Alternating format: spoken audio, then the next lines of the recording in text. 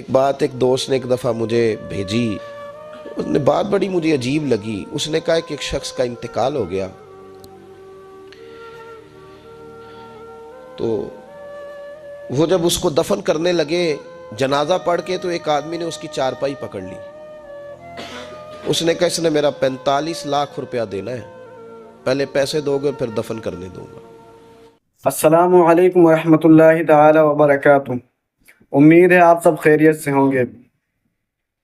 آج میں ریئیکشن دینے والا ہوں ایک ایسی بیان پر جو واقعی دل کو چھو جانے والا ہے۔ پیر اجمل رضا قادری صاحب کی زبان سے کچھ ایسی باتیں سنیں گے جو شاید آپ نے پہلے کبھی نہ سنی ہوگی۔ آئیے اس ویڈیو کو دیکھتے ہیں اور اس پر عمل کرنے کی کوشش کرتے ہیں، اور ویڈیو کو لائک سبسکرائب شیئر کرنا نہ بھولیں۔ پیسے دے دو دفن کر دو۔ دور سے پکڑی، اب رش ہے، 3 بیٹے بھی تھے تو جائیداد بھی تھی، سارا کچھ تھا۔ ان 3 بیٹوں سے لوگوں نے کہا کہ تیرے ابے کو وہ دفن نہیں کرنے دے رہا، شور ہے تو۔ اور وہ بندہ بھی وہ تھا جو بڑا قریبی تھا اس کا، اس کے والد کا پارٹنر تھا، تعلقات تھے، تو اس نے کہا کہ پہلے پیسے دو پھر دفن کرنے دوں گا۔ اب وہ 3 بیٹے کہنے لگے کدھر سے پیسے دیں، 45 لاکھ ہی کہہ دیا ہے، ہمیں تو ابا نے کوئی نہیں بتایا، حالانکہ جائیدادیں ہیں، مکان ہے، سارا کچھ ہے، تو بھائی ہم کدھر سے دیں؟ بولے 2-4 لاکھ کی ٹھیک ہے، وہ تھوڑا سا کرے نرم رویے کو تو ہم کرتے ہیں، شور تو ہے، لیکن کدھر سے دیں 45 لاکھ؟ جب بات بہت تیز ہو گئی، شور ہو گیا، وہ انسان مجنون بن کے اس نے چارپائی تھامی ہوئی ہے، کہتا نہیں پہلے پیسے دو گے پھر دفن کرنے دوں گا۔ 3 بیٹے تھے تو ایک بیٹی بھی تھی۔ بیٹی کو گھر میں پیغام گیا کہ تیرے ابا کو دفن نہیں ہونے دیتے۔ اس نے سارا زیور اتار کے بھیج دیا۔ اس نے کہا اس چچا سے کہو میرے ابا کے اس دوست سے جس نے قرضہ لینا ہے کہ یہ رکھ لے، اور میں تھوڑے تھوڑے کر کے پیسے لوٹا دیتی ہوں، پر میرے باپ کو مرنے کے بعد یوں رسوا نہ کرے، اس کو دفن تو ہونے دے، میں ایک ایک پائی دے دوں گی، میرا وعدہ رہا۔ جب وہ بیٹی نے 8-10 لاکھ کا زیور بھیج دیا تو وہ قرضہ لینے والا شور کرنے لگا۔ اس نے کہا او مجھے پتا چل گیا، مجھے معاف کر دو سارے اور اسے دفنا دو۔ کہا کیا ہوا؟ تو وہ کہنے لگا میں نے اس سے 45 لاکھ لینا نہیں تھا، میں نے دینا تھا، تو میں غور کر رہا تھا کہ اگر تو میں نے اعلان کر دیا نا کہ 45 لاکھ میں نے دینا ہے تو 110 نکل آئیں گے وارث کہ مجھے بھی دو مجھے بھی دو، تو میں نے یہ رویہ اس لیے اختیار کیا ہے کہ میں دیکھوں اس کا اصل وارث ہے کون۔ تو اصل وارث وہ بیٹی ہے جس نے اپنے کانوں سے بندے بھی اتار کے بھیج دیے، اور جس نے اپنے وہ شادی والے دن پہننے والے زیورات، پہلی رات کا وہ اس نے زیور بھی سارا اتار کے دے دیا۔ اس نے کہا کہ باپ کا کفن نہ میلا ہو جائے، تو اصل وارث بچی ہے۔ اس نے کہا اس نے مجھے وصیت کی تھی ہر ایک کو نہ دے دینا، میرے اصل وارث کو دینا، تو مجھے اصل وارث مل گیا ہے، اب میں کسی اور کو نہیں دوں گا، اس بیٹی کو دوں گا جس نے باپ کے لیے قربانی دی۔ تو یاد رکھے نالی تو پاپ کمائے ہو کتھے نہیں تیرے کر دے۔ تو اس لین دین کے معاملات اپنے صاف ستھرے رکھے، ان کے اندر کسی قسم کی وہ چیز نہ پیدا کرے کہ جو ہمارے لیے بڑی باعث پریشانی بن جائے۔ تو میں یہ سمجھانا چاہ رہا ہوں آپ حضرات کو، اپنے بھی بھائیوں کو، دوستوں کو، کوشش فرمائیں کہ آپ، اور یہ یاد رکھیں وہ میری اماں کبھی کبھی میرے ننھیال سے نا کوئی چیز آتی تھی نا بطور تحفہ کے کسی چیز، تو میری اماں کہتی تھی میرے ماموں سے یا میرے نانا سے کہ بس ٹھیک ہے یہ آپ تھوڑا سا دے جائیں باقی لے جائیں، تو کہتے نہیں رکھ لیں۔ تو اماں کہا کرتی تھی کہ اپنے گھر سے بندہ کھائے تو پھر ہی پوری پڑتی ہے، کوئی دے گا تو کیا اس میں کتنی دیر ایک دن بندہ کھا لے گا۔ وہ کہا کرتی تھی کہ اگر پورا کرنا ہے نا خرچہ تو بندہ اپنی کمائی سے پورا کرے تو پورا ہوتا ہے، اگر کسی کے 10,000 سے آپ سمجھتے ہیں کوئی فائدہ ہوگا تو کچھ نہیں ہوتا۔ آپ کے دست و بازو جو ہمت کر کے لائیں گے اسی سے گزارا ہوگا۔ کسی کا 50,000 لاکھ کے کتنا وقت بیت سکتا ہے، 1 لاکھ سے کیا مطلب، کیا بندہ کر سکتا ہے؟ تو سہارے نہ ڈھونڈو، خوددار بنو۔ طریقت میں، تصوف میں خودداری، ترمذی شریف کی ایک حدیث ہے مجھے بڑی پسند ہے، میں سمجھتا ہوں یہ حدیث اگر لوگ سمجھ جائے نا تو بات بن جائے۔ نبی پاک صلی اللہ تعالیٰ علیہ وسلم نے لوگوں سے کہا لوگوں چاہتے ہو کہ تم اللہ کے محبوب بن جاؤ، تو صحابہ کے چہرے کھل اٹھے، کہا یا رسول اللہ صلی اللہ علیہ وسلم بالکل چاہتے ہیں۔ فرمایا جو اللہ نے تمہیں دیا ہے اس پہ راضی ہو جاؤ، اللہ کے محبوب بن جاؤ گے، اللہ تم سے پیار کرے گا۔ اور پھر فرمایا چاہتے ہو کہ لوگ بھی تم سے پیار کریں؟ لوگ بھی کریں یا رسول اللہ، دل کرتا ہے۔ تو نبی پاک نے فرمایا کسی بندے کی جیب کی طرف کبھی نہ دیکھا، جو سامنے والے کی جیب میں ہے اس سے بچ جا، اس کے مال پر نظر ڈالنی چھوڑ دے، لوگ بھی تجھ سے پیار کرنے لگ جائیں۔ لوگوں کے مال کی طرف نہ دیکھ۔ آپ رکھ لیں کسی کا 500 روپیہ بھی، وہ کہے گا بندہ ہی نہیں صحیح، میرا 500 کھا گیا۔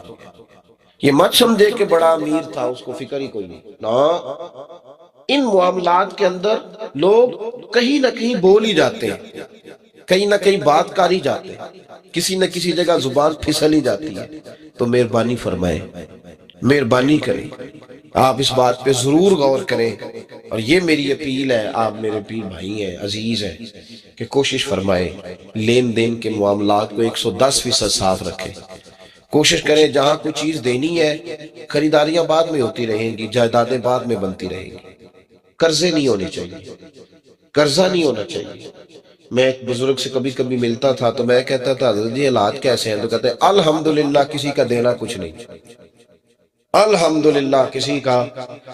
تو اس شخص کو جب بات کرتا تھا تو مجھے یوں لگتا تھا کہ جیسے وہ شخص نعرہ لگا رہا ہے، الحمدللہ کسی کا دینا کچھ نہیں۔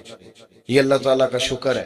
اور پھر وہ کبھی کبھی یہ بھی کہا کرتے تھے کسی سے 200-250 لینا ہوگا، میں نے دینی کوئی شے نہیں، کوئی کبھی کبھی ٹٹولو گے تو میرا کسی طرف کوئی نکل ہی آئے گا، لیکن میں نے کسی کا دینا کوئی نہیں۔ میرے ایسا فرمایا کرتے تھے ہماری تو طریقت بھی بڑی دلیر ہے۔ میں نے ایک دفعہ کہا حضور نظریہ طریقت کیا؟ فرمانے لگے ہماری تو طریقت بھی بڑی خوددار ہے، ہم مریدوں کا خرچ نہیں کراتے، ہم تو کئی دفعہ مریدوں پہ خرچ کر ڈالتے، ہماری تو طریقت بھی بڑی توانا ہے، نے تو مزاج ہی بڑا لوگ کھپایا۔ تو مہربانی فرمائے لینے دینے کے ماں۔ ایک حدیث بخاری میں بڑی مزیدار ہے، بخاری میں، سبحان اللہ۔ اور بخاری شریف قرآن مجید کے بعد امت مسلمہ کے پاس سب سے معتبر کتاب کا نام بخاری شریف ہے۔ نبی پاک صلی اللہ علیہ وسلم نے فرمایا ایک بھائی اپنے بھائی سے قرضہ لینے لگا، ایک دوست اپنے دوست سے پیسے لینے لگا۔ اس نے کہا یار پیسے تو میں دے دیتا ہوں پر کوئی گواہ۔ اس نے کہا غریبوں کے گواہ نہیں ہوتے، میرا گواہ اللہ ہے۔ اس نے کہا کسی کی ضمانت دے دو۔ اس نے کہا میری کون ضمانت دے گا، میری ضمانت بھی میرا اللہ ہی دے گا۔ وہ بات ہو گئی 1000 دینار، اس کو بات بڑی پسند آئی، کہا اللہ کے نام پر تو کہتا ہے اللہ بھی گواہ ہے ہمارے درمیان اور اللہ ہی ضمانتی ہے، تو لے لے پیسے۔ 1000 دینار دے دیے۔ اب وہ بندہ دریا کے پار چلا گیا، محنت۔ یہ دیکھیں اب اس حدیث سے آپ درس دیکھیں، یہ حکایت نہیں، یہ میرے رسول پاک کا بیان کیا ہوا فرمان ہے۔ اس کی صداقتوں پہ دیکھیں، اور بخاری کی حدیث کے جملے کتنے حسین ہیں۔ نبی پاک صلی اللہ علیہ وسلم نے فرمایا وہ جس نے پیسے لیے بطور قرضہ وہ دریا کے پار چلا گیا، محنت مزدوری کرتا رہا، جب مقررہ وقت آیا تو اس نے 1000 دینار جو وعدہ کیا تھا کہ فلاں تاریخ کو دے دوں گا، اس تاریخ کو اس نے 1000 دینار لیے اور دریا کے کنارے پہنچ گیا کہ مجھے کشتی ملے تو میں اس تک پہنچاؤں۔ لیکن اس نے اتفاق کہ اس دن کشتی کوئی نہ ملی، بڑا انتظار کیا، کشتی کوئی نہ ملی۔ اس نے ایک لکڑی لی، لکڑی کو اندر سے پھاڑا، موٹی لکڑی ہوتی ہے نا بانس کی طرح، اس کے اندر سوراخ بن جاتا ہے، جگہ بن جاتی ہے۔ اس نے اندر سے اس کی کھدائی کی، اس کے اندر اس نے 1000 دینار رکھا اور ایک رکا رکھا کہ بھائی میں پہنچنا چاہتا تھا لیکن مجھے کشتی نہیں ملی تو میں 1000 دینار رکھ رہا ہوں، جس رب کی ضمانت پر میں نے لیے تھے مجھے امید ہے رب تجھ تک پہنچا دے گا، مجھے امید ہے اللہ پہنچا دے گا تیرے تک، مجھے امید ہے رب پہنچائے گا۔ یہ کہہ کہ اس نے اس کو بند کیا کسی کپڑے کے ساتھ اور بند کر کے دریا میں ڈال دیا۔ اب وہ انتظار کرنے لگا، وہ جو شخص تھا وہ بھی کنارے آیا کہ آج اس کا وعدہ ہے، اس نے آنا ہے۔ دینے والے کو ٹینشن ہوتی ہے تو میرے خیال ہے لینے والے کو بھی بہت زیادہ ہی ہوتی ہے کہ آج لینے۔ وہ آ گیا کنارے پہ کہ آج پیسے آنے، لیکن کوئی شے نہ آئی، ایک لکڑی بہتی ہوئی آئی تو اس نے اٹھائی لکڑی کا، چلو پیسے نہیں ملے تو ایندھن تو ملا ہے نا، گھر جا کے لکڑی جلا کے روٹی تو پکائیں گے۔ وہ لکڑی اٹھا کے گھر لایا، گھر لا کے جب اس کو چھیلا، توڑنے لگا کہ ٹکڑے کر کے اس سے آگ جلاتا ہوں، اس نے کھولی تو اندر سے رکا بھی نکل آیا اور 1000 دینار بھی نکل آیا۔ رب کریم کا انداز دیکھو کہ دریا کتنا چوڑا ہوتا ہے اور جو کاغذ ہوتا ہے وہ پگھل جاتا ہے دریا کے اندر، لفظ مٹ جاتے ہیں، لیکن ہر چیز کو بحفاظت میرے رب کریم نے پہنچا دیا۔ اس نے جب اس کو کھولا نا تو 1000 دینار بھی نکل آیا، مقررہ وقت پہ اسے پیسے بھی مل گئے، وہ بڑا راضی ہوا۔ اب یہ بندہ آیا کچھ دنوں کے بعد دوبارہ 1000 دینار کا اور بندوبست کر کے لایا، پتہ نہیں اس تک پہنچے کہ کہیں گم ہو گئے، 1000 دینار کا اور بندوبست کر کے لایا۔ معصوم آمنہ، حبیب کبریا، سید کون مکان صلی اللہ علیہ وسلم کس حسن کے ساتھ اپنی امت کو حسین اخلاق سکھا رہے ہیں۔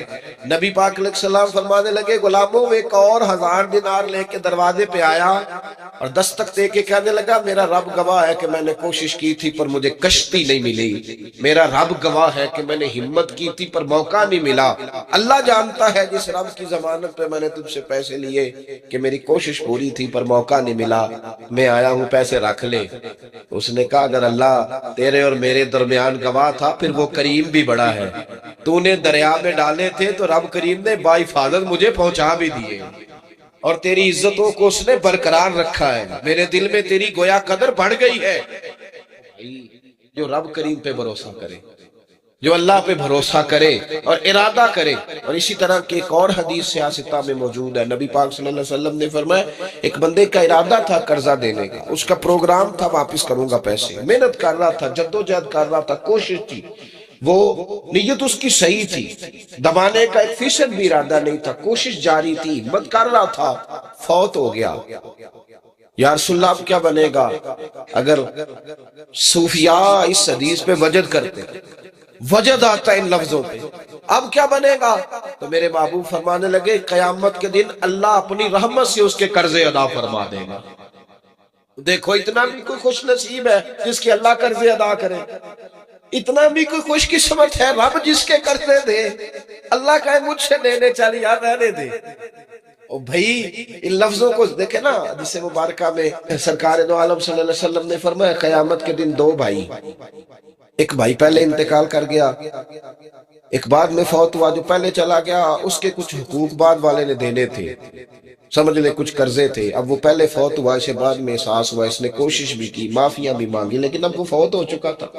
تو نبی پاک صلی اللہ علیہ وسلم فرماتے ہیں قیامت کے دن چونکہ یہ معافیاں بھی مانگتا رہا، توبہ بھی کرتا رہا، بڑی اس کو صحیح احساس ہو گیا، ندامت والی توبہ کی، لیکن اب جس کا حق تھا وہ تو فوت ہو گیا، اب کیا کرے؟ تو محبوب فرمانے لگے فوت ہوگا نا، جس نے دینے تھے پیسے، جس کے ذمہ حقوق تھے، لیکن وہ جس کے دینے تھے وہ تو چلا گیا، سمجھ لیں کوئی وارث بھی نہیں۔ تو فرمایا جب یہ فوت ہوگا تو قیامت کے دن جو پہلے فوت ہوا تھا وہ مقدمہ کرے گا کہ یا اللہ اس نے میرا مال دبایا، میرے پیسے لے کے دے، تو رب کریم فرمائے گا چل یہ بڑیاں معافیاں مانگتا رہا، اسے معاف کر دے۔ اللہ فرمائے گا، کہے گا نہیں یا اللہ مجھے بڑا ستایا، مجھے بڑی تکلیف دی، میرے حقوق ضائع کیے، میں نہیں معاف کرتا۔ تو رب کریم فرمائے گا ذرا اوپر اٹھنا، چل بعد میں بات کرتے ہیں، اٹھ تو صحیح، وہ جنت میں ایک محل بنا ہوا ہے، ذرا اس کی طرف تو نظر ڈال۔ اس نے نظر ڈالی تو یہاں تو کوئی اچھا انجینئر بنائے کوئی مکان تو نظر جو ہے وہ ہٹتی نہیں، تو جس مکان کو رب تیار فرمائے، جس کو اللہ بنائے، اس سے نظریں کیسے ہٹتی ہوں گی؟ اس نے دیکھا تو دیکھتا ہی گیا، دیکھتا ہی گیا۔ عرض کرنے لگا مولا یہ کس کا مکان ہے؟ تو محبوب علیہ السلام فرماتے ہیں رب کریم نے فرمایا اس کا ہے جو اس کی قیمت دے گا۔ کہ یا اللہ کون قیمت دے گا؟ فرمایا تو بھی دے سکتا ہے۔ یا اللہ میں غریب فقیر میں کیسے قیمت دوں؟ تو اللہ فرمائے گا چل تو اپنے بھائی کو معاف کر دے، میں محل تجھے دے دیتا ہوں، تو معافی دے دے، محل تیرا ہوا۔ تو حضور فرماتے ہیں 3 دفعہ بولا، کہنے لگا یا اللہ میں نے معاف کیا، یا اللہ میں نے معاف کیا، یا اللہ میں نے معاف کیا۔ تو اللہ فرمائے گا تو بھائی کا بازو پکڑ، وہ ایک محل نہیں، وہ ایک ہی نقشے کے 2 بنائے ہوئے ہیں، اس کا بازو پکڑ، دونوں جنت میں چلے جاؤ، میں نے تم دونوں کے لیے گھر بنا دیا ہے۔ تو اپنے معاملات صحیح کرنے کی کوشش کریں، اپنے معاملات صحیح کریں۔ ہم اس سلسلہ عالیہ میں داخل ہے کہ حضور غوث اعظم رضی اللہ تعالیٰ عنہ کے والد کا مشہور واقعہ ہے کہ بھوک لگی تھی تو دریا میں بہتا ہوا سیب کھا لیا، سیب کھا لیا غوث اعظم کے والد نے۔ تو پھر کہنے لگے او خو یہ میں نے کیا کیا، جس سمت سے وہ سیب آیا تھا وہاں جانے لگے، वहां एक बाग था, पीछे जाके टहनियां झुकी हुई थी, यहाँ से सेब आया। बाग के मालिक भी बुजुर्ग थे, उनसे जाके कहा गलती से खा लिया है, माफी मिल जाए। उन्होंने कहा माफी इतनी जल्दी नहीं मिलती। कहा, कैसे मिलेगी? फरमाया 12 साल माली बन के मेरे बाग की नौकरी कर। तो खिदमत करने लगे तो हुजूर गौसे आजम के नाना जी कहते हैं बच्चा मुझे भा गया। कहने लगे हुजूर चले माफ कर दे अब। तो कहा माफी नहीं मिलेगी, मेरी एक बेटी है, आंखों से अंधी है, आंखों से अंधी, कानों से बहरी, जुबान से गूंगी और पैरों से लंगड़ी, उससे निकाह कर, फिर माफी मिलेगी। खाया क्या? एक सेब। तो हुजूर गौसे आजम रज़ी अल्लाह तआला अन्हु के वालिद कहने लगे मुझे गवारा है, आप कर दे निकाह, पर वादा करें मुझे माफ कर देंगे ना? तो कहते निकाह हो गया। जब पहले दिन मैं हुजले उरूसी में दाखिल हुआ तो मैंने पलंग पर कोई माजूर नहीं, जन्नत की हूर की मिसल औरत बैठी देखी, और जिसका हुस्न बताता था कि चेहरे से ज्यादा बातन में अल्लाह ने रोशनी अता फरमाई हुई है। फरमाते मैंने उसके करीब जाकर तू कौन है? मुझे तो कुछ और बताया गया था। फरमाया तुझे बताया गया था कि आंखों से अंधी है, इसलिए कि कभी गैर महरम का चेहरा देखा ही नहीं, कानों से इसलिए बहरी है कि कभी गलत बात सुनी नहीं, किसी गलत के पास बैठी नहीं, और जुबान से इसलिए कि गूंगी है कि गलत जुमला कभी नहीं निकला, या अल्लाह का कुरान निकला है या मोहम्मद अरबी का दुरूद और सलाम निकला है, गलत जुमला नहीं निकला। और टांगों से इसलिए लंगड़ी है, किसे अपने बाप के घर का रास्ता तो आता है, सिवाय इसके गली का और कोई मोड़ नहीं जानती, इसने पाकीज़गी से वक्त गुजारा। हुजूर गौसे आजम के वालिद कहते हैं मैं अपने लेन देन के मामलात सीधे करने गया तो सादात के घर की हूर मुझे मिली, और जब मैं उस हूर से मिला तो फिर रब ने मुझे अब्दुल कादिर जिलानी जैसा बेटा अता फरमाया, गौसे पाक जैसा बेटा दिया। तो गए तो मामलात सीधे करने थे, तो अल्लाह ने विलायत के इमाम का बाप बना दिया। तो मेहरबानी फरमाए मामलात में तवानाई पैदा करे। कुछ लोग ऐसे होते हैं जिनका माल मिसले मुमलिकत के होता है। आला हज़रत रहमतुल्लाह अलैह ने पीर के हुकूक में ये लिखा है उसके मुरीद का माल इसी तरह है जिस तरह उसका अपना है, लेकिन साथ इशारा भी दे दिया है कि चाहिए यही कि वो भी एहतियात ही करे, वो भी एहतियात ही करे, परहेज ही करे, कोशिश करे। और आप फरमाते हैं चूंकि बाप की हैसियत रखता है तो जरूरी तो नहीं ना बाप बेटे की कमाई खाए, कभी कभी बेटे भी बाप की खा ही लेते हैं। इस तरफ भी तवज्जो कर ले, कोई अर्ज नहीं। अपने मामलात को सही रखे, लेने देने के मामलात के अंदर कभी कमी ना लाए। ये चीज अगर पैदा हो जाती है ना तो आप यकीन करें वकार ही तो इंसान के पास होता है, वो जाया हो जाता है तो नुकसान होता है। थोड़े में वक्त गुजारे, बड़ी मजेदार जिंदगी होती है इंसान की। ये जिंदगी में इंसान के पास वकार अपना होता है, वो जिंदगी बड़ी हसीन होती है, बड़ी मजेदार होती है। हमारी मस्जिद में एक शख्स आए, कुछ दिन उन्होंने वक्त गुजारा तो मुझे बाद में कहने तो मस्जिद तो सुकून बड़ा है, खप कोई नहीं, लड़ाई कोई नहीं, कोई किसी किस्म का मैंने वो नहीं देखा। आप यकीन करें यहाँ 4 असातिज़ा काम करते हैं, कई सालों से करते हैं, हमने कभी उस्तादों की लड़ाई भी नहीं होने दी, वरना मदरसों में झगड़े चलते हैं। मुझे कहने लगे जी यहाँ लड़ाई कोई नहीं। मैं इस वास्ते किसी को मालदार बंदा चेयरमैन ही नहीं बनाया कि जो कहे कि ये कैसे हो गया, ये खांसे क्यों है, ये उठे क्यों है, ये बैठे क्यों है। यहाँ अल्लाह ने हुस्न इसलिए दिया है कि अल्हम्दुलिल्लाह ये एक कोना तो जरूर है लेकिन अल्लाह ने बड़ा सुकून अता फरमाया हुआ है। तो ये उस वक्त होता है जब आप किसी से कुछ लेते हैं तो फिर आपको उसके नखरे भी बर्दाश्त करने पड़ते हैं, फिर आपको देखना भी पड़ता है, उसके आने पे खड़े भी होना पड़ता है। इसलिए लेन देन के मामलात को 110% सही रखें। ये मेरी वसीयत नहीं आप हज़रात को, इसको मेरा हुक्म समझे, हुक्म समझे। और आप कतई तौर पे मेरी पीर भाइयों से गुजारिश है कि लेन देन के मामलात को छोड़ दें सारा कुछ। अल्लाह बड़ा करीम है, एक कमरे में भी इंसान की जिंदगी बीत सकती है, लेकिन लेन देन के मामलात में 110% अपने आप को साफ रखें और अपनी वसीयत को हमेशा इसमें सुस्ती नहीं करें, लिख के रखें कि किसी का क्या देना है, मोटे हरफों के साथ, और 3-3 जगह उसको लिख के रखें कि मैं फला आदमी का मेरे पास ये है, उसको जरूर संभाल के रखें ताकि किसी जगह भी अगर अल्लाह तबारक व तआला फजल करे कोई ऐसा मौका आता है तो हम साफ सुथरे हो, हमारे वारसों को पता हो। सूफिया के अंदर कुछ लोग ऐसे हैं जिनको मलामती कहा जाता है, वला यखाफून लौमत लाइम, वो किसी मलामत करने वाले की मलामत की परवाह नहीं करते। ज़ालिका फ़ज़लुल्लाह यूतीही मन यशा, अल्लाह का ये फजल है, रब जिसे चाहे अता करे।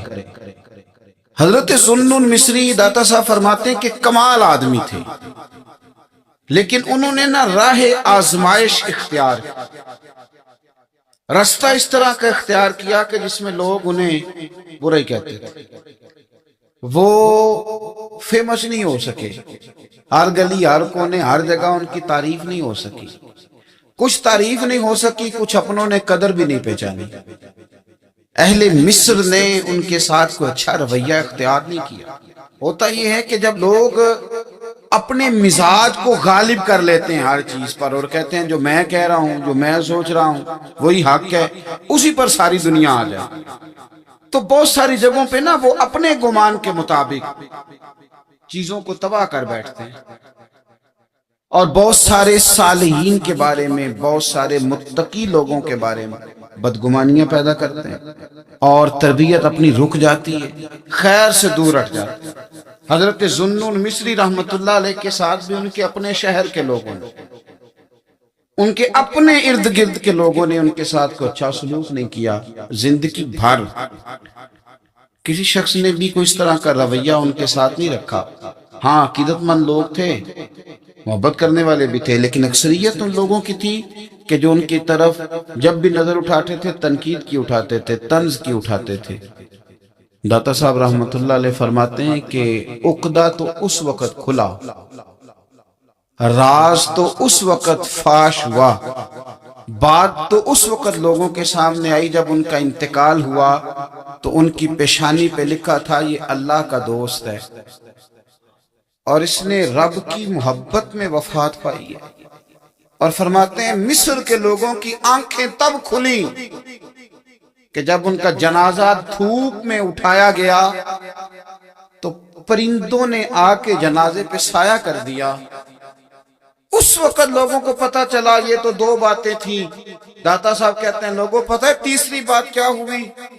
جس دن حضرت ذوالنون مصری کا وصال ہوا، 70 نیک لوگوں نے رسول پاک کی زیارت کی، اور ہر بندے کو خواب میں آ کے اللہ کے محبوب نے فرمایا آیا اس لیے ہوں کہ ذوالنون مصری کا انتقال ہو گیا اور میں نے ان کا استقبال کرا، ان کو آگے بڑھ کے خدا کے کرم کی خوشخبری سنانی ہے۔